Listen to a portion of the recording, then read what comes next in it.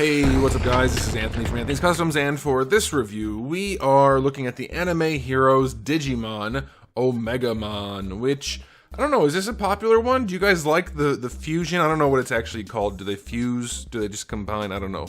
Of Garurumon and Greymon. Do you guys like that? I mean, I know they digivolve first and then Anyway, do you guys like the combo or not? I'm curious. To me, I like them more individually, I think. But this is still cool. And it's a pretty solid figure, so let's go ahead and get it off the stand and take a closer look.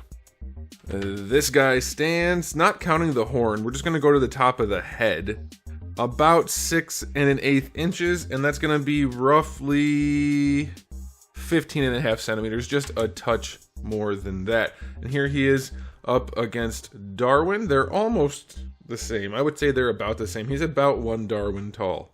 So there you go. And then if you are really curious what he looks like next to this guy, there you go. He's a little bit taller and a lot skinnier, which is probably what you would expect. So there you go. All right. So we're not going to do a question of the day. We already did one at the intro. Hopefully you answered it.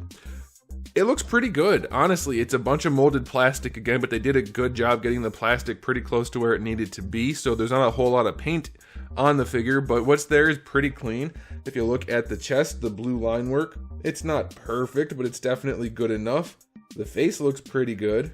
That's nice and clean. The little detail paint jobs here and there also look very nice, especially on the sword. Mine did come a little bit warped in the package, but some hot water or a hairdryer will fix that, no problem.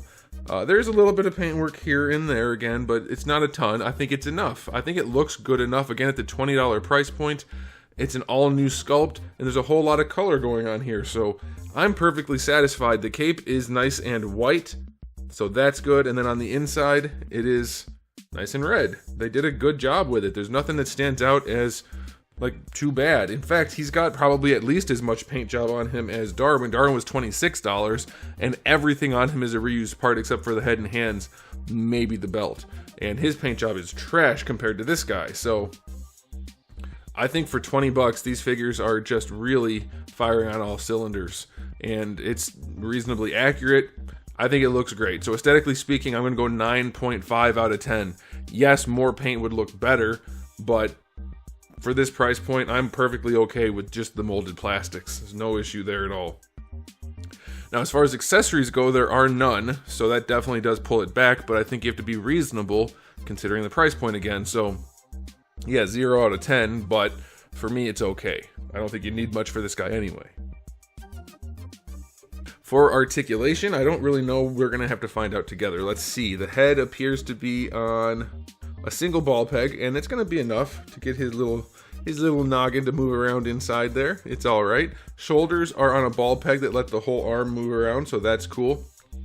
The hinge obviously is limited by the shield up there, but you get almost horizontal. And then on this side, we have the shoulder pad that's on its own little hinge, and then you get the arm that hinges up, and it has the ball peg as well, of course. And can we get a little, yeah, we can get that arm even a little bit higher. So that's pretty good. And it's, like I said, on the ball peg. They both have a bicep swivel, so you can rotate the arm above the elbow if you want to. He does have very short arms from elbow to shoulder. That might make posing a little bit difficult, but it's pretty accurate, so that's okay. So you get your bicep swivel, single jointed elbow, not even 90 degrees, so that's a little bit of a bummer. Could have a little bit more range on those spindly arms, but you do get also a forearm swivel, so you can get that to rotate as much as you are physically able to, so that's nice. Same thing on this side. Again, you are limited by only the sculpt, so that's good. Nothing else to articulate from in the arms. For the torso, I don't think there's anything in here other than at the waist there's a ball peg.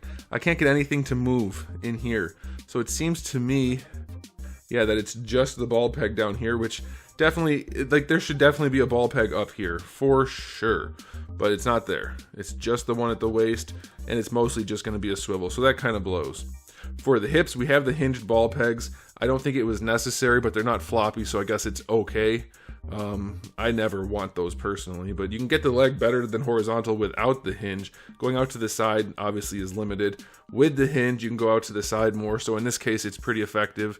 Normally going out to the side isn't helped with that joint, but in this case it is, so that's alright. And you can kick a little bit higher too. So if you're going to use that hinge, this is a good example of how to do it, so good job to them for that. Thigh swivel is a good thigh swivel. Single jointed knee gives you about 90 degrees, and you get no rotation like that, but you do get rotation like this, which serves no purpose other than assembly, I'm assuming. I can't see anybody wanting to rotate that, but you can if you want to. And then lastly, you have a big ball peg for the ankles, which actually have really nice range, so that's good. Not quite the ankle rocker I would prefer, but it has some, and I'll take that. And the feet aren't really too hollow, so just like, what is it, OMEGAMON, it's a solid release. If you're into Digimon or into $20 figures or just into cool designs, this is one. This is one of those things, all of those different things. I'll give the articulation an 8 out of 10 for the price point. Definitely could be better, but overall it has most of what you're going to need, and I think that's going to be enough. So now it's time for the final verdict. It's a solid figure. Just like this guy, I think you're definitely getting your money's worth, and they look pretty darn good, and they pose pretty well, and they're unique sculpts, and they have decent paint. You're missing accessories, but 20 bucks doesn't buy you much these days in terms of collectibles, and these guys are a good example of what you can get. It's possible. So I'm going to give this guy a 9 out of 10 for the price point. There's not a whole lot you can do better. So there it is. Thanks for watching, guys. If you enjoyed the video, please do give it a thumbs up. If you didn't, give it a thumbs down. And if you haven't subscribed, you should. I have new videos almost every single day and thousands already on the channel. So make sure you come back for all of that. And in the meantime, keep collecting.